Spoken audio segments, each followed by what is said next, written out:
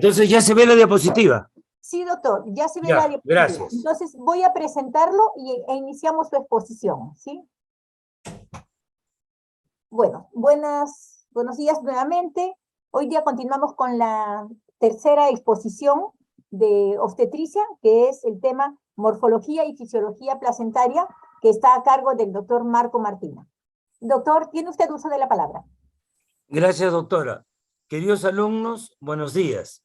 Son las 9:24 de la mañana. Voy a tratar de ajustarme al tiempo. Me he tomado la libertad de desarrollar otros puntos que no necesariamente están aquí en este título, en el título. Tocar el tema de desechos, de infecciones, de problemas infecciosos, del tema inmunológico y la circulación placentaria. Es por eso que van a ver un poco más diapositivas de lo esperado. El título de la clase es Morfología y Fisiología Placentaria. Comprende el periodo prevellocitario, el periodo vellocitario, la cubierta citotrofoblástica, la evaluación morfológica de las vellosidades coriales. Y el segundo tema es la endocrinología de la placenta, el intercambio gaseoso y metabólico a nivel placentario. Conforme avancemos las diapositivas, yo les voy a decir lo que a mi juicio es lo más importante. Traducido para ustedes, preguntas de examen. Sin embargo, es lo más importante, no necesariamente porque sea una pregunta de examen, sino es lo que tienen que saber sobre este tema. ¿Qué cosa es una placenta? Es un órgano materno-fetal. Entonces, hay dos variables, materna y fetal, punto. ¿Qué más? ¿Qué más es una placenta? Es un tejido vascular. ¿Qué permite ese tejido vascular? El intercambio de sustancias entre el torrente sanguíneo materno y el torrente sanguíneo fetal.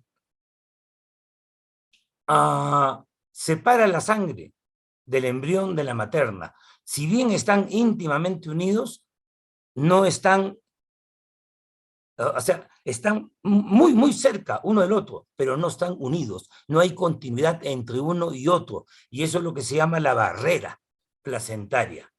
Están estrechamente comunicados, ¿no? Pero no están unidos, pegados.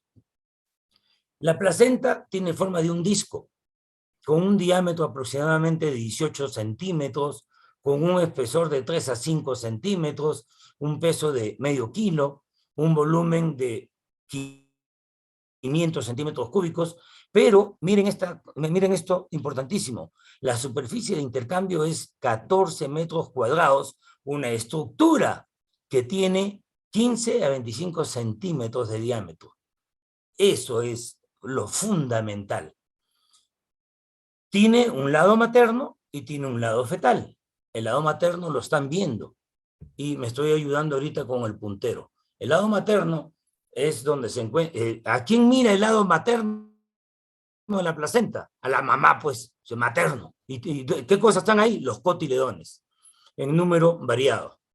Y estos están cubiertos por una delgada capa de deciduo basal. Es de color rojo vinoso, como se ve en la foto.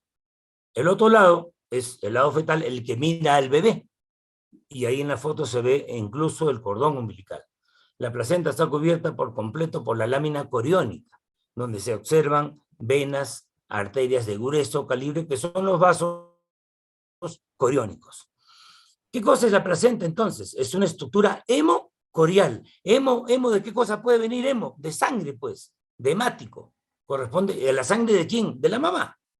Y la parte corial corresponde al corium, que ya es un tema específico de la placenta.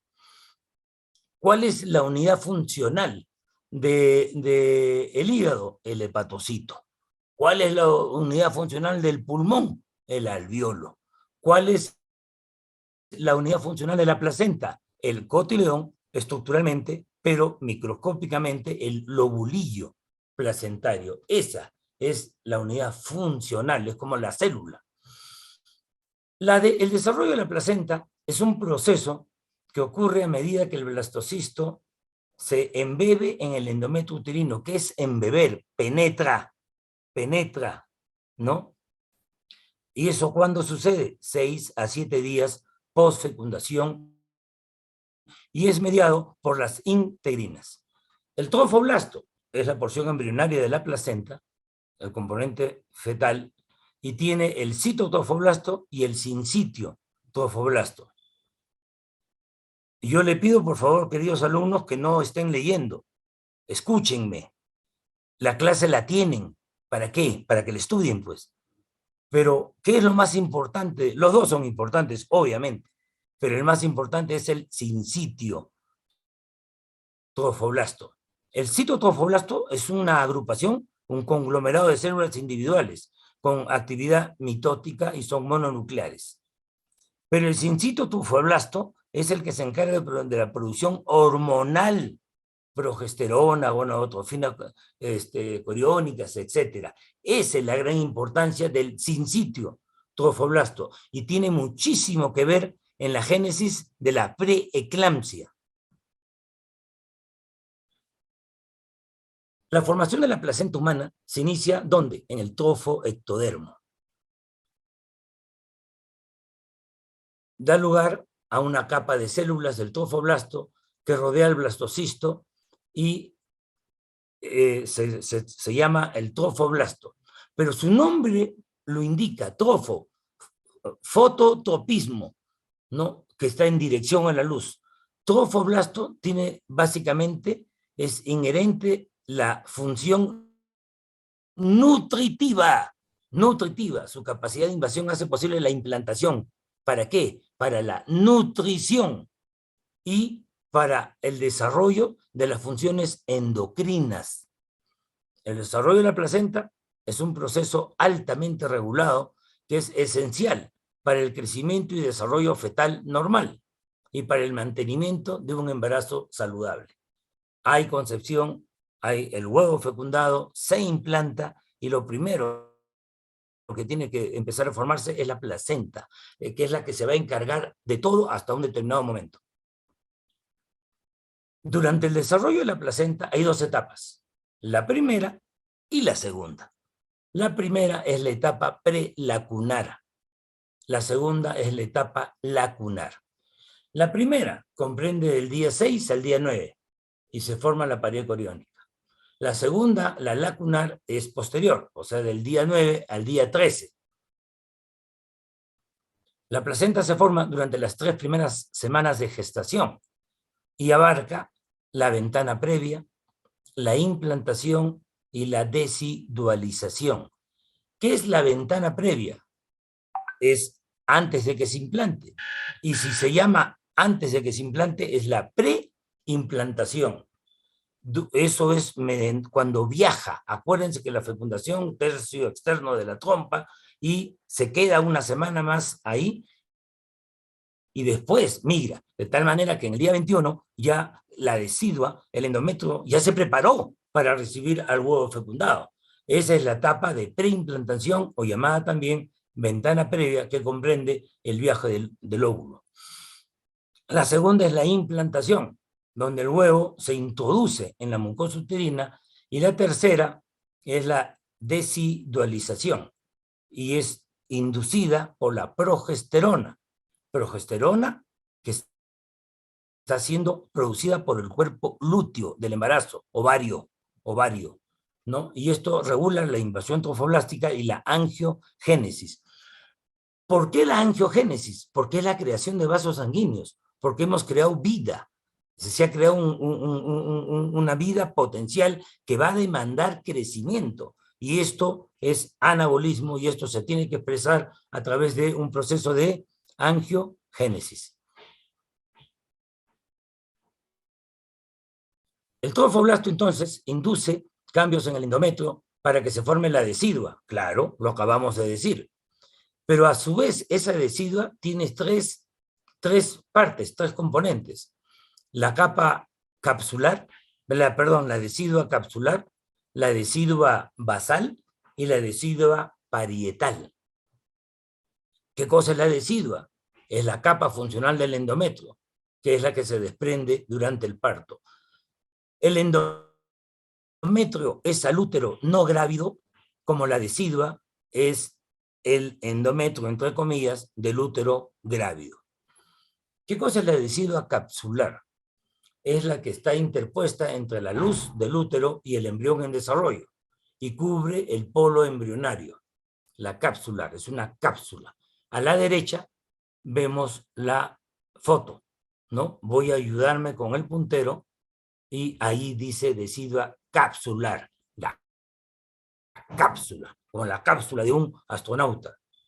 La decidua basal es la que se interpone entre el embrión en desarrollo y el miometrio, y es la que cubre el corion frondoso. Decidua basal, acá es la que está arriba, ¿no? Esa es la decidua basal. Y después viene la decidua parietal. Esta se forma en una etapa posterior cuando el corion leve se pone en contacto con la pared uterina. Esa es la decidua parietal, esta de acá. Es posterior, es la más externa. ¿Qué cosa es el corion leve o liso? Es la parte donde está, es la región del corion que está en contacto con la decidua capsular. Ese es el corion liso. Pero el corion frondoso ya es la región del corion que está en contacto con la decidua basal, donde va a estar ahí. Ahí es donde va a estar lo más importante, la transferencia, el contacto o la cercanía del capilar sanguíneo materno con la microvellosidad. Por eso es que tiene que ser frondoso. Por eso es que son los 14 metros cuadrados de la superficie de la placenta. Vellosidades. Las vellosidades es como el árbol respiratorio, que empieza con la tráquea, siguen los bronquios mayores, bronquios menores.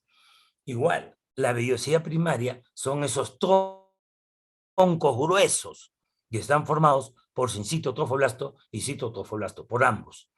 Pero después se van adelgazando y se llaman vellosidad secundaria. Y estas se encargan de la tienen característica principal la penetración de células mesenquimatosas en el núcleo de las vellosidades primarias. Después las vellosidades terciarias, donde ya el componente más importante es la vascularización de la vellosidad secundaria por lechos capilares unidos a la vasculatura del embrión. Y después, al final, las vellosidades libres, que son las que están suspendidas, flotando en la sangre materna, o se llaman también de anclaje. Entonces, eso se explica mejor acá. A la izquierda es la vellosidad primaria, compuesta, ya hemos dicho, por sincitotrofoblasto y citotrofoblasto. Después la vellosidad secundaria, en la cual se caracteriza la penetración de células mesenquimatosas. Después la vellosidad terciaria, donde lo más importante es la vascularización. Y ahí vemos en la segunda foto, la del central, donde hay un círculo negro, que es el que está a su costado, amplificado para poder entender de lo que estamos hablando. Cada vez va de más a menos. De tal manera que la vellosidad terciaria termina en esas vellosidades que flotan, en esas vellosidades libres, suspendidas o de anclaje. A eso se llama la vellosidad terminal. Y eso es lo que constituye la barrera placentaria. O sea, es la suma del capilar fetal y el tejido conectivo. Las vellosidades coriónicas se pueden distinguir por primera vez al empezar el día 12 después de la fecundación. Y el siguiente paso son las vellosidades secundarias y terciarias, como ya lo hemos mencionado. Hasta la semana 20 están formadas por el sincitotrofoblasto, el citotrofoblasto, el tejido conjuntivo y la vellosidad coriónica. Y después de la semana 20 desaparecen las células del citotrofoblasto. Y el área del sincitotrofoblasto queda en contacto con el endotelio de los capilares fetales, formando la membrana placentaria o básculo sincitial. Los conductos laberínticos, revestidos por el trofoblasto, crean el espacio intervelloso, y las columnas células sólidas forman los tallos vellocitarios primarios. Esta foto de abajo a la izquierda es espectacular. Ahí está la barrera. Ahí está un capilar lleno de eritocitos, y al centro se ve un asterisco blanco, ¿no? Pero ¿quién está a su lado? El espacio intervelloso, o sea, la microvellosidad terminal. Esa es la estructura final de la placenta. Esas microvellosidades notorias en la superficie sincitial que corresponden al llamado borde en cepillo. Las microvellosidades actúan para aumentar la superficie en contacto directo con la sed. Es lo mismo que la mucosa gástrica. Entonces hay microvellosidades, hay borde en cepillo, y eso explica los 14 metros cuadrados. A la derecha tienen una foto, microscopía electrónica, muy bonita, y los invito a estudiar esta foto después de la clase. Hablemos del amnios. El amnios carece de células musculares lisas, no tiene nervios, no tiene linfáticos, no tiene vasos sanguíneos. Es una membrana dura y fuerte, pero plegable, y está en íntimo contacto con el líquido amniótico, y está compuesta por 5 capas. La interna, la membrana basal, la capa compacta acelular, las células mesenquimatosas y la última, la externa. Arriba estamos viendo esta flechita donde señala al amnios, ¿no? Entonces el amnios tiene 5 capas, no tiene nervios, no tiene linfáticos, no tiene vasos sanguíneos y carece de células musculares. Acá tienen ustedes un desarrollo día a día de lo que está pasando, del día 4 a 5, qué sucede en el día 8, en el día 9, y etcétera, etcétera. Yo no voy a pasar a leer lo que está ahí, tienen que estudiarlo ustedes. La clase es una guía, una orientación, y ahí está mano a mano lo que pasa en el día 11, en el día 13, en la semana 3, finales de la semana 3, ¿no? En el mes 1, en el mes 2, en el mes 3, en el mes 4, en el mes 5, etc. Esto me gusta mucho. Les presento a la señora placenta. ¿Esto será la cara fetal o la cara materna? ¿Alguien puede ayudarme o no? Ok, entonces es la cara fetal. Este es el cordón umbilical excéntrico. Esta es una placenta normal. Aquí tenemos un lóbulo accesorio. Acá hay vasos sanguíneos. Estos son los cotiledones, si los viéramos por la cara materna, y este es un lóbulo accesorio. Acá tenemos otro lóbulo accesorio, redondo, separado del resto. Acá tenemos una placenta bilobulada. Acá hay un lóbulo y acá hay otro.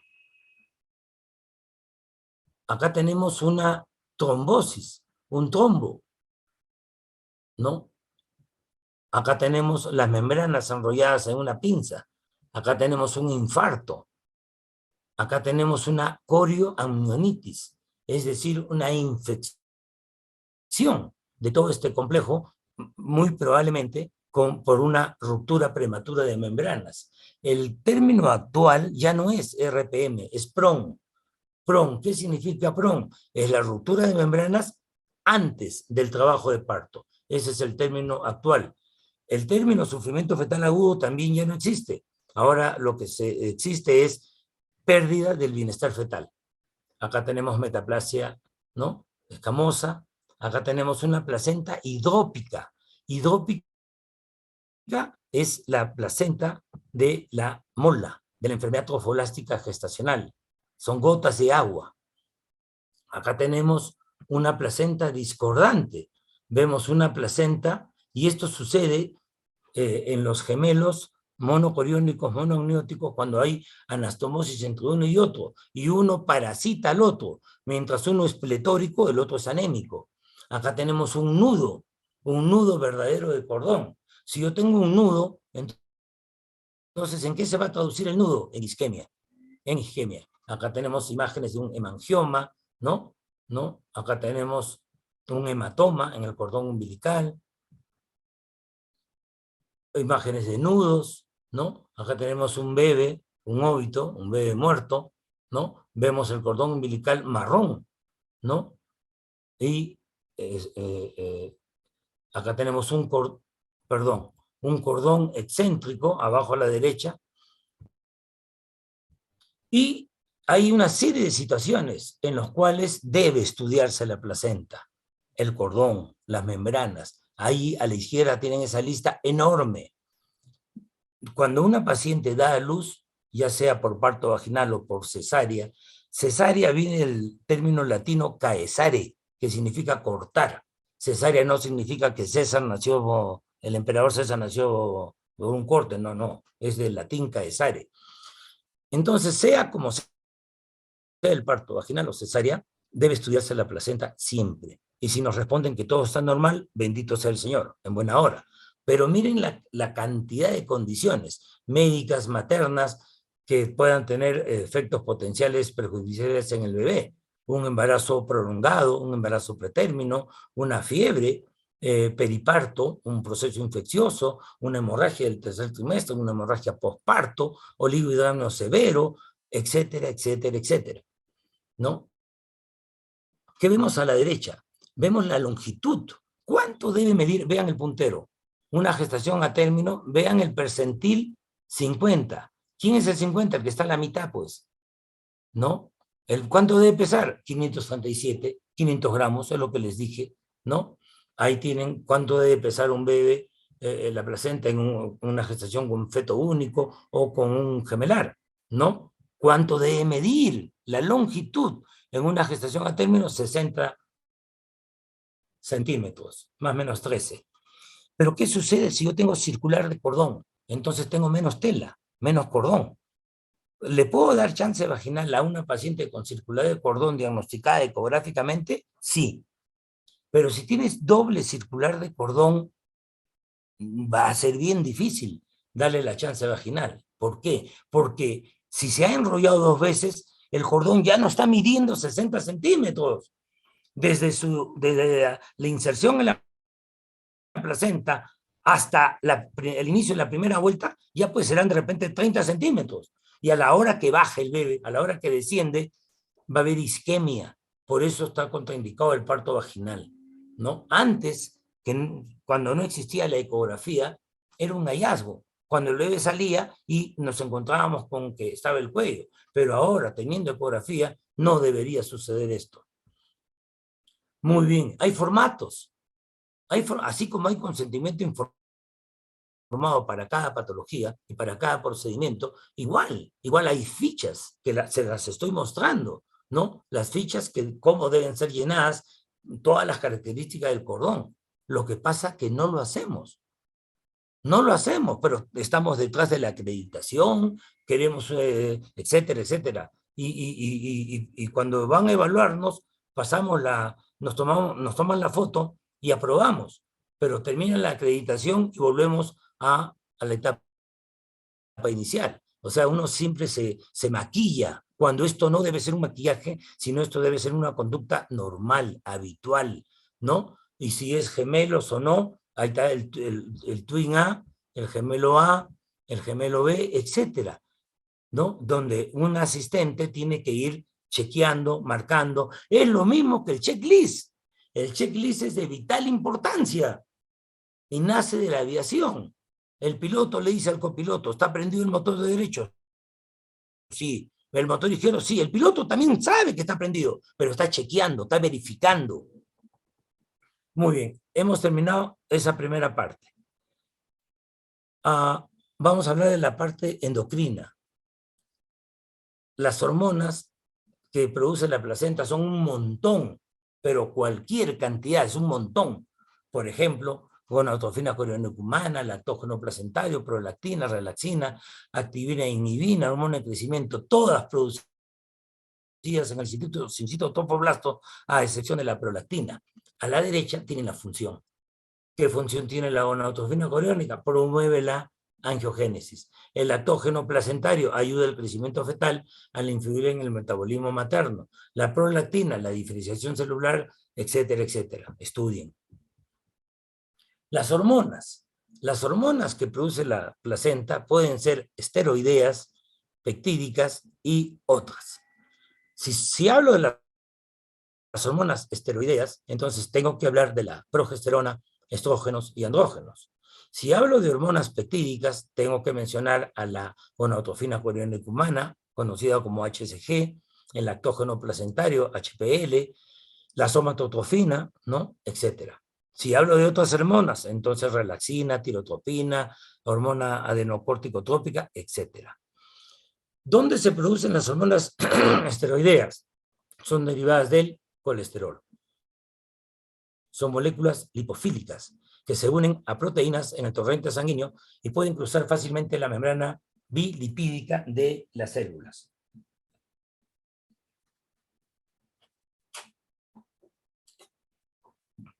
Ahí a la derecha tienen esos gráficos. ¿Qué cosa puedo ver yo con la gonadotrofina coriónica? Empieza a aumentar al toque, pues. Así como tiene un acme que puede llegar a 120.000, después baja. Y es de vital importancia para hacer el diagnóstico de la edad gestacional, si la paciente, si las 8, 9, 10 semanas que dice que tiene por amenorrea coinciden con la cantidad de HCG que yo debo esperar para esa edad gestacional, y si yo tengo un HCG muchísimo más elevado, debo pensar en una gestación múltiple o debo de pensar en una enfermedad trofoblástica. ¿Ven ustedes qué más ven? El estrógeno, la progesterona a la derecha en el cuadro lila, que van aumentando conforme aumenta el embarazo. La placenta humana, entonces, sintetiza una enorme cantidad de hormonas proteínicas y peptídicas, que incluyen las proteínas relacionadas con la hormona peptidoidea, la calcitonina, el péptido natriurético auricular. Existen otras hormonas, similares a las liberadoras e inhibidoras hipotalámicas, como la hormona liberadora de tirotropina, la hormona liberadora de gonadotrofinas, la hormona liberadora de corticotropina, la somatostatina, la hormona liberadora de hormona creciente. Vean todo. Vean lo que es la placenta. La placenta es un escudo protector, es un riñón, es un pulmón, es quien te alimenta, es quien te defiende a través de la progesterona, evita que la madre rechace, elimine ese producto que tiene antígenos fetales. La placenta es para hacer un monumento de oro. La progesterona es una hormona que ya dijimos esteroidea. La implantación del huevo fecundado, el mantenimiento del endometrio y el desarrollo de la glándula mamaria tienen que ver con la progesterona. También, ¿qué hace? Disminuye las contracciones uterinas. Por eso es que en la amenaza de parto pretérmino se indica progesterona. Y tiene un efecto relajante. Entonces, si eso es así, cuando va a iniciarse el parto, la fruta se cae del árbol cuando está madura. Entonces, ¿qué sucede cuando ya Paula tiene que parir? Baja la progesterona. ¿Y quién sube? Los estrógenos. ¿Qué más hace la progesterona? Induce la inmunotolerancia al producto de la gestación. Por eso que se llama la hormona protectora del embarazo. Es cuando alguien te quiere pegar y sale tu papá a pesar de defenderte y dice conmigo. La progesterona es la que induce inmunotolerancia al producto. ¿Quién la produce? Inicialmente el cuerpo lúteo. ¿Hasta cuándo? Hasta la 7ª semana. Y después la placenta es la que tiene, es la función de producir la progesterona. ¿Se sintetiza a partir de qué? Del LDL colesterol por endocitosis. ¿Cuál es su principal metabolito? El pregnandiol. ¿Qué hace también la progesterona? Inhibe la FSH y la LH. Las píldoras anticonceptivas tienen estrógenos y progestágenos. ¿Qué más consigue? La desidualización endometrial. El sustrato para la suprarrenal fetal, ¿cuál es? El cortisol y la aldosterona. Muy bien. Y a la derecha tienen los gráficos, que tienen que estudiarlos. Son hermosos. Son los dos pasos. Primero es in y el otro es out. El in, el interno, ¿dónde? En la mitocondria. ¿Y qué pasa ahí? Del colesterol pasa a pregnenolona y de ahí a progesterol. Pero ese es en la mamá. Dice mamá, debajo del colesterol. El segundo, el out, es en el retículo endoplasmático. Y ahí tienen todo eso, ¿no? ¿Existe una relación entre el bienestar fetal y la producción placentaria de estrógenos? Claro. pero esto no ocurre con la progesterona placentaria. ¿Por qué? Cuando, por ejemplo, tengo un óbito por acrania, y si no hay cráneo, no hay cerebro, y eso se llama anencefalia. Entonces, ¿qué? Cuando el paciente, cuando ese bebito desgraciadamente ha muerto, bajan los estrógenos, pero la progesterona sigue produciéndose. Entonces, no se comporta igual que los estrógenos en el caso específico de un óbito, por ejemplo. Ya no vamos a hablar de progesterona, hablemos de los estrógenos. ¿Cuál es la función? Estimular el crecimiento embrionario y adaptar el metabolismo de la madre a la necesidad del feto. A lo largo de la gestación va aumentando, ya lo vimos en la gráfica anterior. ¿Quién lo produce? El 90% es producido por la placenta. ¿Qué hace? Facilita la adaptación del aparato cardiocirculatorio materno al embarazo, el sistema renina-angiotensina a través de ese sistema incrementa el volumen sanguíneo, incrementa el flujo sanguíneo al útero, útero placentario a través de la vasodilatación. Recuerden ustedes, queridos colegas, que en el embarazo hay disminución de la resistencia vascular periférica. Si a eso le aumentamos una anemia dilucional, entonces la sangre vuela. Y si a eso sumamos el efecto Bohr, el efecto Haldane y la afinidad de la hemoglobina fetal por el oxígeno, es por eso que llega el oxígeno al último rincón del cuerpo humano, del embrión, ¿no? Y si a eso le sumamos una vasodilatación debida también a disminución de la resistencia vascular periférica, tenemos el éxito asegurado.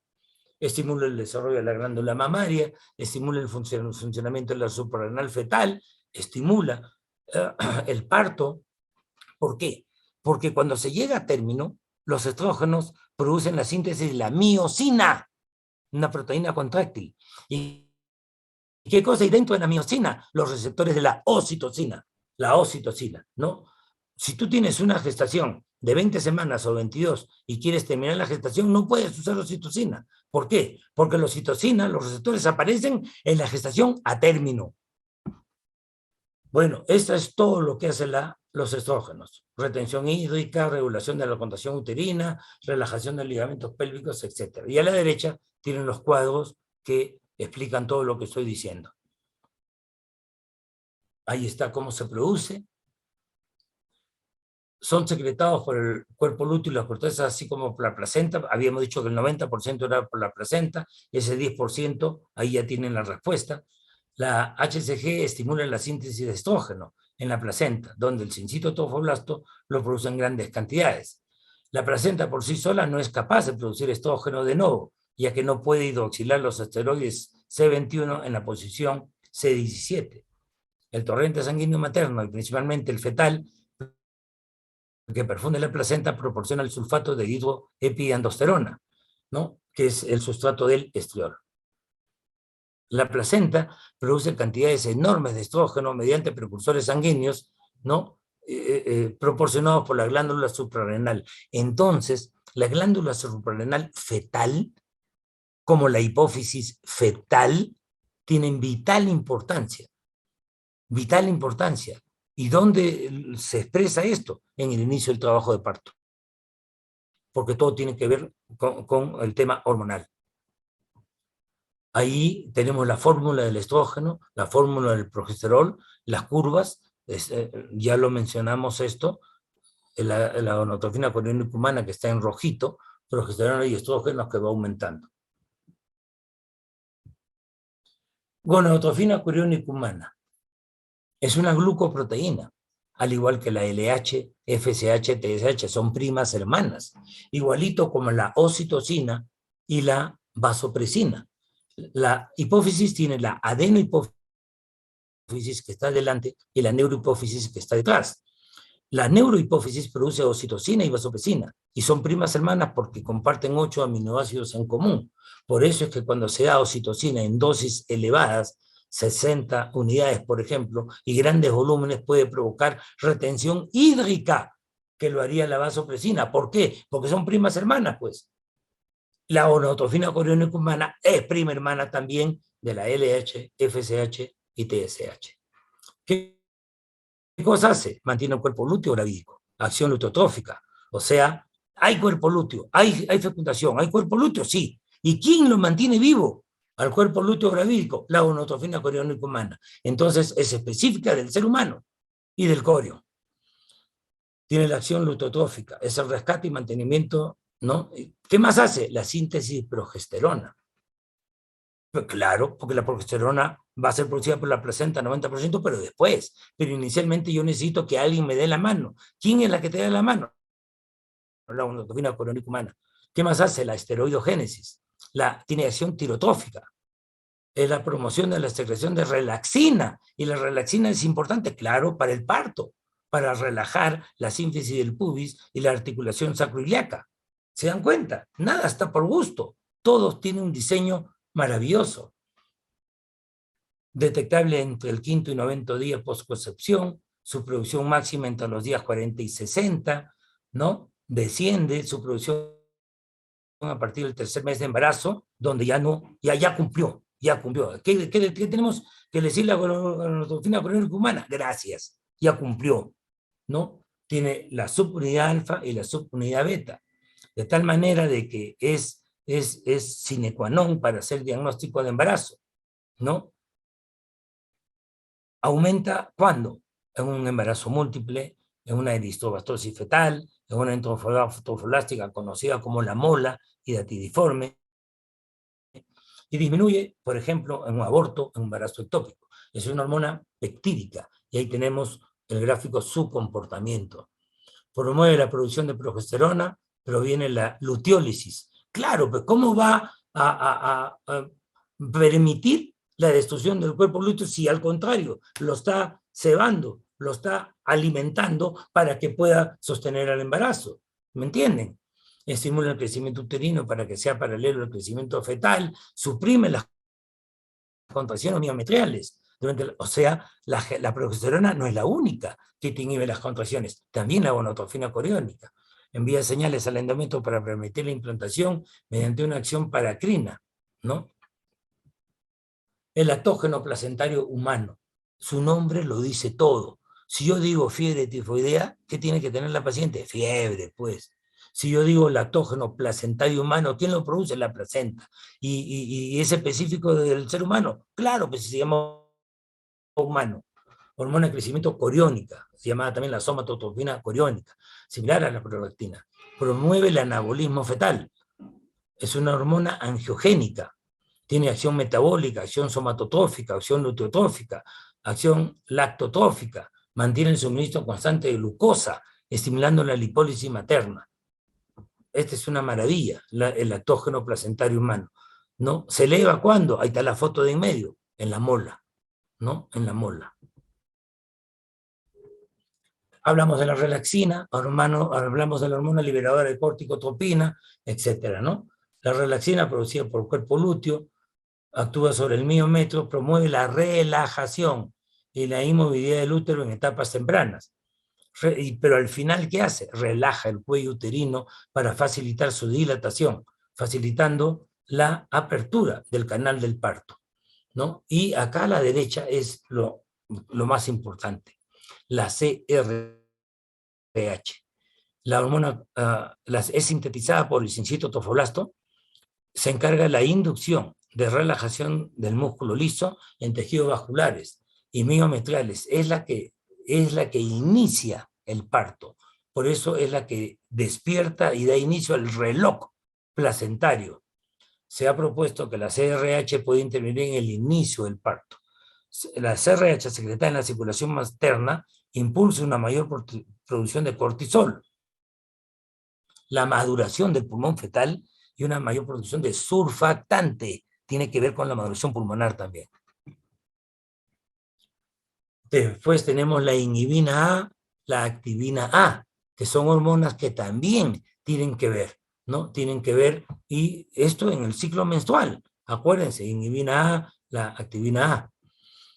Vean toda esta relación de proteínas placentarias, de glicoproteínas beta 1 específica del embarazo, la proteína placentaria, el PP5, la proteína placentaria 10, el PP10, la proteína placentaria asociada al embarazo, el PAPPA, etc. Y al costado tienen todas las funciones. Bueno, pues los invito a estudiarlas. Vean todo esto. Información no les falta, colegas. Y yo soy obsesivo compulsivo. Y les doy de todo, trato de dar lo mejor. Lo que hizo Jesús en el primer milagro, que es las bodas de Caná. Transformar el agua en vino, en buen vino. Acá tienen ustedes un vino excelente. Tienen todas las proteínas y sus funciones. Estudien, pues, este fin de semana. Las funciones de la placenta. Tiene función metabólica, función respiratoria, tiene función endocrina y función inmunológica. La función metabólica, el intercambio de nutrientes y electrolitos, la síntesis de glucógeno, aminoácidos, ácidos grasos, hidrato de carbono, vitaminas, etc. Voy a tomar un poquito de agua.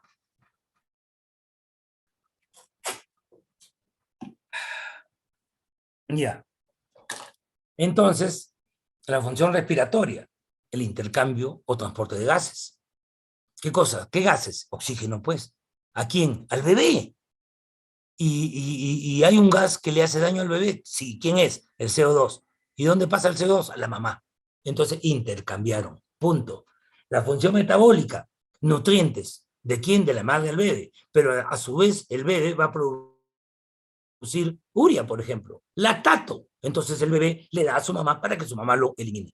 Función endocrina, HCG, estrógeno, progesterona, el lactógeno placentario humano, hormonas tiroideas. Y la función inmunológica, la transmisión de anticuerpos maternos, la inmunoglobulina G, que le confiere inmunidad pasiva contra difteria, viruela, sarampión y otras, ¿no? Entonces la función inmunológica que habíamos mencionado, que era fundamental de la placenta.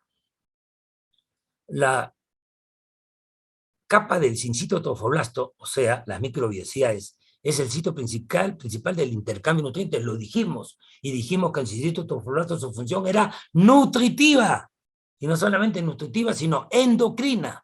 Bueno, pues hablemos de la parte, y hablamos bastante de la endocrina, ahora hablemos de la nutritiva, o sea, de la función metabólica, y eso se hace por 4 mecanismos: difusión simple, facilitada, transporte activo y pinocitosis.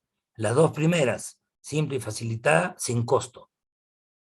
El transporte activo es con costo energético y la pinocitosis para moléculas sumamente grandes, verbigracia, inmunoglobulina. Ahí tenemos la difusión simple o pasiva, a través de la ley de Fick, igual que la difusión facilitada, en la cual se permite el paso de algunos elementos de una gradiente de concentración mayor a otro menor. Es de mayor concentración a otras de menor, hasta un equilibrio. Ósmosis. ¿Y quién lo usa? Los gases, el agua, algunos iones. ¿Qué ley se usa? La ley de Fick. No tiene gasto energético. No necesita moléculas transportadoras solitas, fáciles, pasiva, simple, facilitada o fácil si quieren. Para los gases, para el agua, algunos iones. No hay transporte de energía. No hay moléculas transportadoras, no hay gasto de energía. A los lados de la barrera tiende a igualarse dependiendo de su peso si están ionizados. A mayor presión hidrostática materna y mayor presión de oxígeno en sangre materna, mayor que en el embrión fetal. Por eso es que como hay mayor presión hidrostática y mayor presión de oxígeno de la mamá con respecto al bebé, por la ley de Fick, ¿de dónde va a pasar? De mayor a menor. O sea, de la mamá al bebé, punto. Murió la flor, punto. Y eso se llama arrastre. La difusión facilitada ya necesita canales proteicos, pero miren a la izquierda la pasiva, no necesita canales. Un canal es como un canal, pues, un pasaje, un hall. La facilitada no necesita, sí necesita canales. Se usa la ley de Fick. ¿Y quién usa ese canal? La glucosa y el lactato. Pero el lactato para que pase del feto a la mamá. Y necesita transportadores. Ahí tienen abajo a ese artista famoso que tiene toda una serie de transportadores, ¿no? Y si voy a usarlo para la glucosa tiene una serie de transportadores. El GLUT1, el GLUT2, GLUT3, GLUT4, GLUT5 y el GLUT7. Entonces, son los transportadores facilitados. Necesito el transportador y necesito el canal, el hall. En el otro, en la pasiva, no. ¿Para quién? La glucosa y el lactato. ¿Estamos de acuerdo? Muy bien. Pero después viene el transporte activo. El transporte activo sí es con gasto de energía. Va en contra de la gradiente, es como el salmón, que nada contra la corriente de un río para llegar al final, desovar y morir. El transporte activo va en contra del gradiente de concentración, ¿no? Hay gasto de ATP, hay dos enzimas, que son las que están en rojo, que son las que tienen que ver. Implica siempre un consumo de oxígeno, producción de CO2 y liberación del lactato. La pinocitosis es para las inmunoglobulinas o para la albúmina, que son moléculas enormes que tienen una primera parte, la endocitosis, y la otra, la exocitosis. ¿Quién es la endocitosis? La parte en la que te abraza la molécula y se introduce a ti. Y la exocitosis es lo contrario, ¿no? La endocitosis, el material se envuelve en una muestra de líquido extracelular para formar una vesícula llena de líquido. Ahí tienen ustedes el esquema fundamental. Entonces, estos son los 4 mecanismos por los cuales se entiende todo esto, ¿no? Hay transporte de glucosa, entonces. También hay transporte de aminoácidos, hay transporte de ácidos grasos, transporte de inmunoglobulina G, el calcio y la vitamina D, etc. Entonces, si yo hablo de transporte de glucosa, ¿por quién era la difusión facilitada? ¿No? Y el bebé necesita glucosa, por supuesto, está en anabolismo, ¿no? La captación de glucosa materna es esencial. ¿Para qué? Para la síntesis de glucógeno. El bebé está en anabolismo permanente. ¿Necesita transportadores? Sí, el GLUT1, GLUT2, etc. Hay una familia de transportadores. El embarazo normal es un estado de resistencia a la insulina. Por eso que las gestaciones, las grandes multíparas, hacen diabetes, hacen macrosomía fetal. Porque normal, es correcto que exista resistencia a la insulina. ¿Para qué? Para que tenga yo más tiempo de disponibilidad de glucosa para el feto. Esa es la idea. El transporte de aminoácidos, transporte activo, se captan en la circulación materna a través de la membrana de la microvellosidad, el transporte, etcétera, etcétera. El transporte de ácidos grasos, transporte activo. La transferencia de inmunoglobulina, pinocitosis. ¿Qué cosa estoy haciendo? Estoy haciendo énfasis en lo que ya dije acá. Estoy haciendo énfasis, por si acaso. Por eso que lo paso rápido. El calcio y la vitamina D. El calcio es transportado de la circulación materna a la circulación fetal a través de la mayor concentración de calcio ionizado en la circulación fetal. Esto sugiere que debe ocurrir un transporte activo de calcio a través de la placenta. Es fundamental. En Ecuador comen bastante cancha, no hacen preeclampsia, ¿no? Es importante el calcio y la vitamina D. La función metabólica de la placenta se expresa a través de la síntesis de glucógeno, la síntesis de colesterol, el metabolismo de las proteínas, la eliminación del lactato. La función respiratoria, abajo, más claro en el agua. La placenta es igual al pulmón. La función respiratoria es intercambio y transporte de gases, ya lo dijimos. Oxígeno a la madre y el CO2 de la feto a la mamá. ¿Y por qué sucede eso? Ese intercambio gaseoso, por la diferencia de concentración de hemoglobina fetal, que es mayor a la materna. ¿Cuánto tiene la mamá? 11. ¿Cuánto tiene el bebé? 17. 1. 2. Esa hemoglobina fetal, que no solamente es mayor, tiene mayor afinidad por el oxígeno. Entonces eso hace que la sangre materna transfiera el oxígeno a la sangre fetal. Después tenemos que recordar el efecto Bohr y el efecto Haldane. La hiperventilación materna, que es correcta, es normal por el aumento de la presión intraabdominal, ¿no? Entonces hay una hiperventilación materna. Los suspiros provocan una leve alcalosis que permite el desplazamiento del CO2 del feto a la madre. Entonces, ¿por qué cosa tan maravillosa el feto le da a su mamá el CO2 para que lo bote? Por este principio. Por la hiperventilación se lleva a la alcalosis de tal manera que es más fácil que el CO2 pase del feto a la mamá. El efecto Haldane, la alcalosis hace que aumente el 2,3 esa enzima que desvía la curva de disociación de la hemoglobina a la derecha. Entonces, esa es la función respiratoria. El poder de difusión del CO2 es 20 veces superior al oxígeno.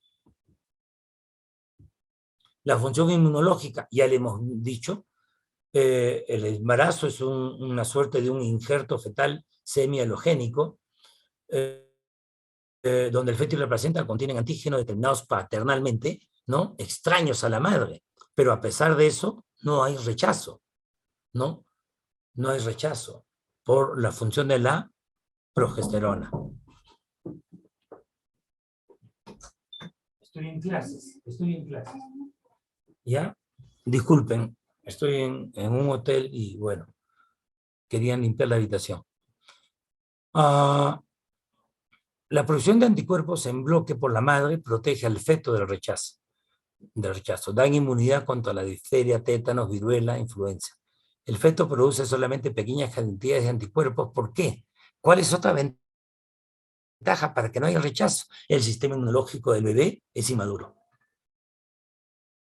¿Qué hace la placenta también?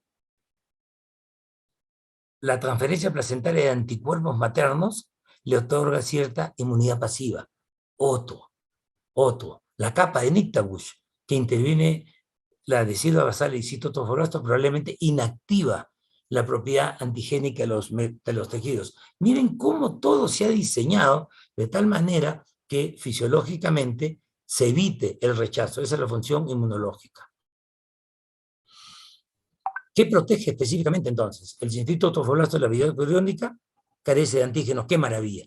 El cintrito tofoblasto, que era el monstruo, que era el Messi, que era el que hacía todo, no tiene antígenos. Ya pues, las células tofoblásticas extraviosas que invaden la decidua uterina sí tienen antígenos de la MHC clase 1, pero son el HLG clase 1, pero tienen un poco poder, no tienen un gran efecto, ¿no? Con respecto a los productos de desecho, la urea, el lactato, el CO2, el ácido úrico. La urea y el ácido úrico pasan a través de la membrana placentaria mediante difusión simple. El lactato, un producto de desecho, y se acuerdan, lactato y glucosa, un producto de desecho del metabolismo es producido en grandes cantidades por la placenta y por lo tanto debe eliminarse de manera eficiente. Los transportadores de L-lactato son activos, tanto en las microvesicidades como en las membranas. Fármacos. Casi todos los fármacos y sus metabolitos cruzan la barrera placentaria por difusión simple, con excepción de los que tienen estructura similar a los aminoácidos, por ejemplo la metildopa. Algunos fármacos causan malformaciones congénitas. Es importante conocer cuáles son teratogénicos. Terato en griego significa monstruo. Los anestésicos causan depresión respiratoria. Los sedantes y analgésicos afectan al bebé. Si vamos a hacer a una paciente con cesárea por DPP, no le pueden poner una anestesia peridural, tiene que ser anestesia general, pero la general va a afectar al bebé. Entonces se saca al bebé en menos de 30 segundos o en más de 5 minutos. Agentes infecciosos. La placenta generalmente evita la transferencia de patógenos transmitidos por la sangre materna al feto. Sus defensas incluyen la del citotofoblasto, el entorno decidual trofoblástico y la presencia de la barrera, de la membrana basal, que es un obstáculo físico. De tal manera que eso lleva a evitar infecciones placentarias, ¿no? Ahí tenemos una lista de todos los gérmenes que pueden afectar, ¿no? El aumento de la microcefalia, por ejemplo, asociada al virus Zika, impulsó la investigación de los mecanismos que median la transferencia viral a través de la placenta placentaria y las defensas antivirales. Entonces, todo esto es para conocer las infecciones virales. ¿Pueden afectar al bebé? Por supuesto. Y se habló del COVID, ¿no? Felizmente que no se ha probado esto, no hay esa relación, pero tenemos el Zika, la rubiola, la viruela, el sarampión, todos ellos sí causan esa alteración. Y hemos llegado al final. 10 y 18, me faltan 6 minutos para cumplir una hora. Todo esto que está acá, le pido por favor que lo estudien. Todo esto que está acá. Todo esto. Yo me voy a detener en lo que está ahí, a la derecha. Escuchen, por favor. ¿Qué diferencia tiene la circulación fetal y la circulación de un adulto? El adulto tiene aurícula derecha, aurícula izquierda, ventrículo derecho, ventrículo izquierda y las válvulas. ¿El bebé qué tiene? El bebé tiene foramen oval, que comunica la aurícula derecha con la izquierda. ¿Qué más tiene el bebé? El conducto arterioso, que comunica la arteria pulmonar con la arteria aorta. ¿Y qué más tiene el bebé? La maravilla del ductus venoso de Arancio. Aquí está el puntero. Entonces, en un adulto, las venas que salen del pulmón y llegan a la aurícula izquierda llevan sangre oxigenada. Porque de la aurícula izquierda pasa al ventrículo izquierdo, del ventrículo a la aorta y de ahí a todo el cuerpo. Ese es el adulto. Entonces, las arterias de un adulto, ¿qué transportan? Sangre oxigenada, pues. Y las venas, sangre sin oxígeno. Sí, pues, a excepción de la vena pulmonar. Muy bien, adulto. Bebé ahora. ¿Qué pasa con el sobrino, la sobrina? ¿Qué pasa? Él recibe oxígeno. ¿De quién? De su mamá. Entonces, útero, mamá, placenta, cordón umbilical, bebé. ¿Quién? El cordón entra al bebé. Y si entra al bebé, tiene dos arterias y una vena. Entonces, por la vena umbilical va sangre oxigenada, lo mismo que la vena pulmonar del adulto. Y por la arteria umbilical, el bebé le da a su mamá sangre sin oxígeno con CO2 y lactato. Creo que estoy siendo claro. Creo que estoy siendo muy claro. Entonces, si está entrando al bebé la vena umbilical que lleva sangre oxigenada, ¿a dónde va esa vena? Al hígado. Pero cuando va al hígado, ¿qué hace la vena? Da una rama para la derecha, que es la vena portal derecha, después la vena portal inferior, la vena portal superior, siempre para el lado derecho, y después da una rama para la izquierda. Pero, ¿qué hace el ductus? Acá está bien claro, por favor. ¿Ya? Entonces, acá, aquí, guarda. Acá está. V, ¿qué cosa es? La vena umbilical. Caramba. La vena umbilical. ¿Estamos de acuerdo? Muy bien. Sangre con oxígeno. ¿Qué hace? Da una rama a la derecha, que es la vena portal, ya que está llevando oxígeno al hígado del bebé. Pero después, súbitamente, esa vena umbilical se dilata en el PS. ¿Y qué es el PS? El seno portal. El seno portal. Y de la parte superior del seno portal da otra rama a la derecha, que es la vena portal superior, izquierda. Y ese seno portal recibe las venas suprahepáticas que tienen sangre venosa, sin oxígeno. Entonces se empieza a mezclar ahí. Porque, ¿qué llegó por la vena umbilical? Sangre con oxígeno, puro oxígeno, 100%. Da la rama, se dilata, pero se contamina con las venas suprahepáticas. Y después, ¿qué hace el PS? Súbitamente se transforma en el DB, ductus venoso. ¿Por qué entra un clavo en la pared? Porque presión es igual a fuerza sobre área. ¿Cuál es el área de la punta de un clavo? Nada, pues. Y le metes una fuerza enorme, entra el clavo. ¿Por qué el policía cuando toca el pito suena de esa forma? Porque presión es fuerza sobre área. Entonces, súbitamente el seno portal disminuye su tamaño y se llama ductus venoso de Arancio.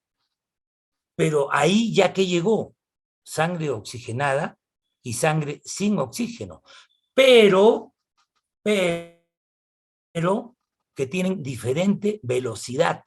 Mientras una está a 10 centímetros, por decir, 10 kilómetros por hora, la otra está a 100. De tal manera que estando las dos sangres en el mismo vaso, una tiene más velocidad que en la otra. Para eso es el ductus venoso. Entonces, ¿a dónde desemboca el ducto venoso? En la aurícula derecha. Arriba del DB, ¿qué dice? Dice aurícula derecha. Muy bien. ¿Qué está llegando a la aurícula derecha? Sangre con oxígeno. Pero hay el foramen oval. Entonces, el 80% de la sangre que llega a la aurícula derecha se pasa a la aurícula izquierda a través del foramen oval. ¿Y qué hace la aurícula izquierda? Le da la sangre al ventrículo izquierdo. ¿Qué hace el ventrículo izquierdo? Se lo da a la aorta y la aorta le da a todo el cuerpo. Punto. Murió la flor. Punto. Pero el 80% del oxígeno que está en la aurícula derecha pasa a la aurícula izquierda, pero queda un cachito de 20%. ¿A dónde pasa ese 20% que estaba en la aurícula derecha? Al ventrículo derecho.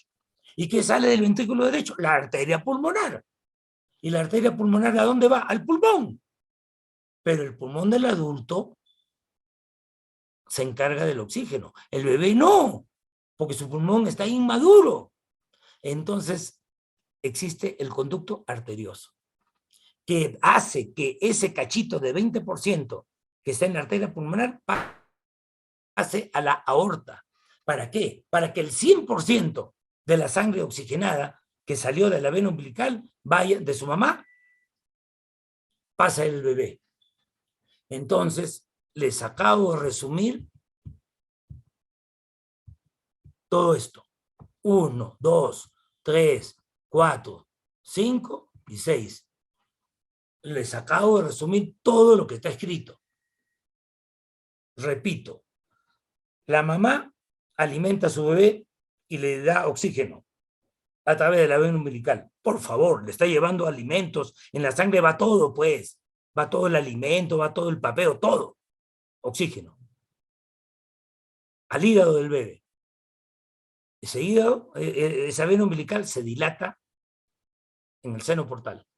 El seno portal se contamina con sangre que viene de las venas suprahepáticas del feto que no tiene oxígeno. Después ese seno portal se estrecha súbitamente en el ducto venoso. Pero ahí, ¿qué hay? La combinación de dos cosas. La sangre con oxígeno y sin oxígeno, pero las velocidades son diferentes. Hace que, estando juntas, una vuele para que llegue la sangre con oxígeno a la aurícula derecha. De la aurícula derecha, ¿qué hace? Pasa el ventrículo derecho. Pero también, ¿qué hace? Pasa la aurícula izquierda porque hay el foramen oval. Pero el foramen y ahí la cresta dividens, que es la que divide y hace que el 80% vaya a la aurícula izquierda. Pasa al ventrículo izquierdo, pasa al cuerpo.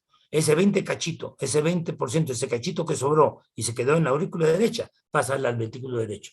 Pasa a la arteria pulmonar. De ahí, a través del conducto arterioso, pasa a la arteria pulmonar. Entonces, cuando nace el bebito, ¿qué pasa? Se cierra ¿quién? El conducto arterioso. A los pocos días se cierra el foramen oval y el ducto venoso desaparece. Por eso es que no se dan inhibidor de síntesis de prostaglandinas, ibuprofeno, indometacina, en gestaciones de 38 semanas, 37. ¿Por qué? Porque te cierra el conducto arterioso y se puede morir el bebé. ¿Están servidos, colegas? Me he pasado 4 minutos. ¿Alguna pregunta? Muchas gracias por su participación, doctor Martina. Vamos a ver, hay una mano levantada, vamos a ver. Masa Córdoba, ¿una pregunta?